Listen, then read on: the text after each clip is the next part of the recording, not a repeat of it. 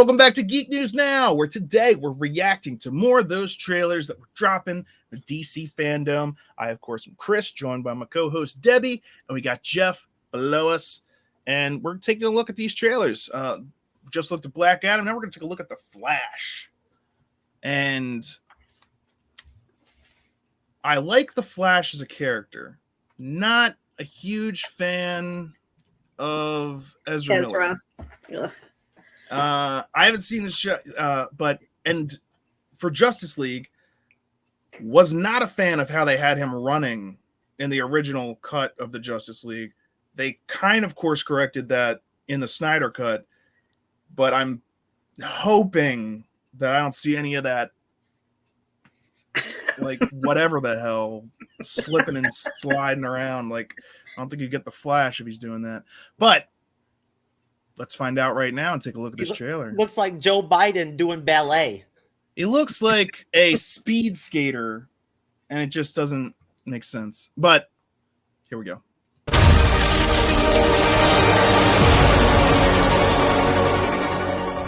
Greetings, DC fandom and domers. Uh-oh. Ezra Miller here, live from the set of The Flash. It looks like this.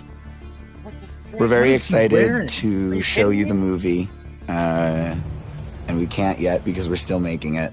We wanted to show you a teaser. Is this a joke? We can't because we don't have enough material to make a teaser yet. We can't make a trailer.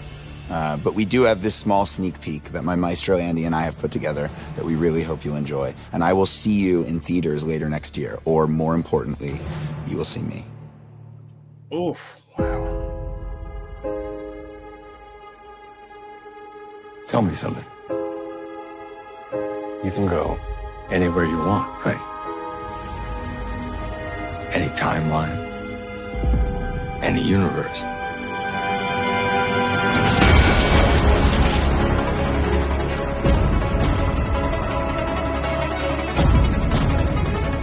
Why do you want to stay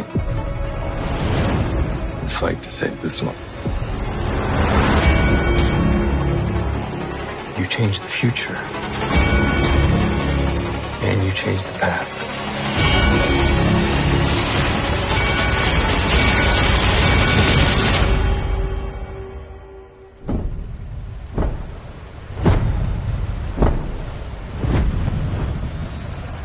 Are you in?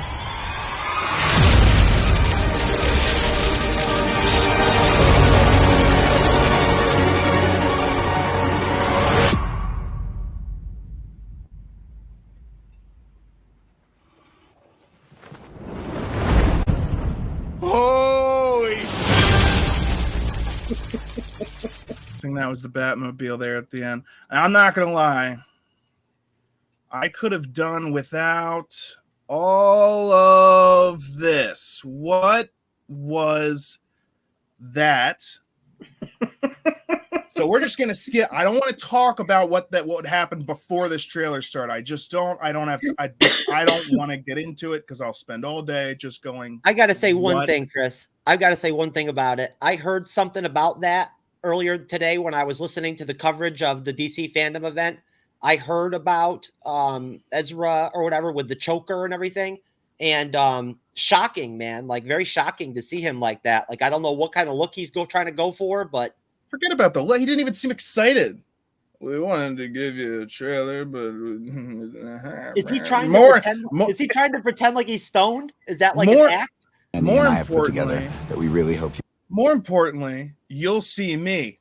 Calm down, Ezra Miller. I don't think you understand why people want to see this movie. You seem to think it's because of you.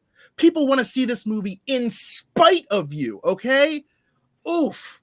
Terrible casting for The Flash. And they're sticking with him. I don't know why. Forget about it. Anyway. Debbie, what do you think about that chest hair? Is that a good look for him? Yeah, I just don't like him. I don't know. I'm a Grant Gustin fan, so boom.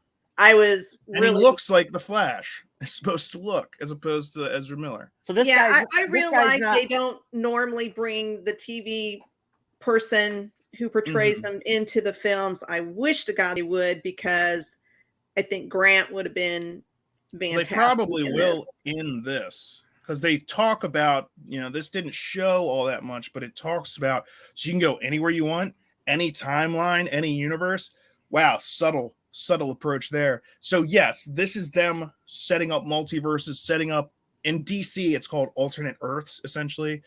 But it's the same thing as the MCU. It's different timelines, different multiverse events. And so in this, it's going to be partially based off of a really good movie, animated, which is Flashpoint Paradox. So whatever this movie does, it's probably not going to be as good as that, because that's just mwah. But if they're taking as much as they can from that, then good. And it looks like they're trying to, especially with the Batman setup. It looks like he's geeking out over the Batmobile there at the end. I have to imagine that's what's under that sheet. Yeah. So it's going to be Affleck, or is it going to be Keaton? This is Keaton. Okay. And possibly others. I mean, in the Flashpoint Paradox, he changes the past, and when he comes back to his time, he doesn't have powers anymore. The entire world has changed, and it's all because he saved his mother's life. Yes. And it's like his choice to do that ends up like ripping the entire world apart. And so Batman, instead of being Bruce Wayne, what happened is, in the alleyway, Bruce is shot and killed. Yeah. And his father becomes an alcoholic, gun-toting Batman. Yeah. Awesome. And his mother becomes a Joker. And that's not even a big part of the story. Yeah, that's just like a side note in everything else that's happening. The Atlanteans are at war with the Amazonians, and that war is destroying the Earth. There are nuclear bombs going off. Lex Luthor's like a good guy at this point because everything's screwed. And yeah, everyone's awesome. And they kill, and the Reverse Flash is there. I can't wait to see it. They kind of hinted at him with the yellow, but oh man, I watched it recently. That whole comic book line, I watched it on like Comic Book Historian or whatever on YouTube, and he did the whole Flashpoint and everything and whatnot. And it was great. I really enjoyed it. But yeah, I mean, if he's going to be jumping like from universes and different timelines and everything, didn't they already say that Ben Affleck's Batman was going to be back in one of these Flash movies? I've heard rumors. Yeah. And that's the other thing is at the end of Flashpoint Paradox, once he, spoiler alert, he fixes things, or at least for the most part, when he gets back, it's the regular Batman again, the Batman that he knows. And so in this case, that would be Ben Affleck's Batman. So how big of a role he'll have in this one, not sure. And not sure how close they're sticking to that storyline. Frankly, the whole Amazonian Atlantean war seems too awesome for DC to actually do. I mean, that would be great, but you know how they are. Hey, why make something that could be awesome when we could just disappoint everyone? Okay, DC, calm down. I gotta say, I do like the way that suit there looks. I like the multiple iterations of the suit because the Flash suit does go through some changes. And this right here, if I were to guess, this is him traveling back in time to look at his mother, because that's like a ultimate version of his suit.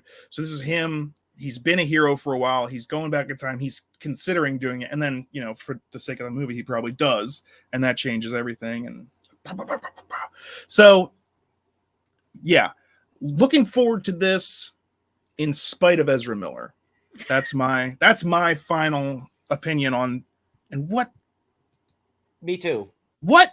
I'm optimistic about all these DC properties. Like, I'm optimistic about all of them. So yeah, I'm just not feeling that dude's look with the chest hair and the choker. They got potential, and that's the thing. He's an actor, so as long as he acts better in the film than he did promoting whatever the trailer, God, that was just pathetic.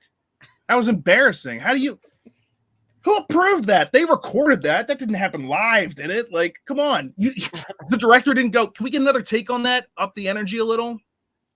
What? You're supposed to be the freaking Flash? Like, come on, show me something.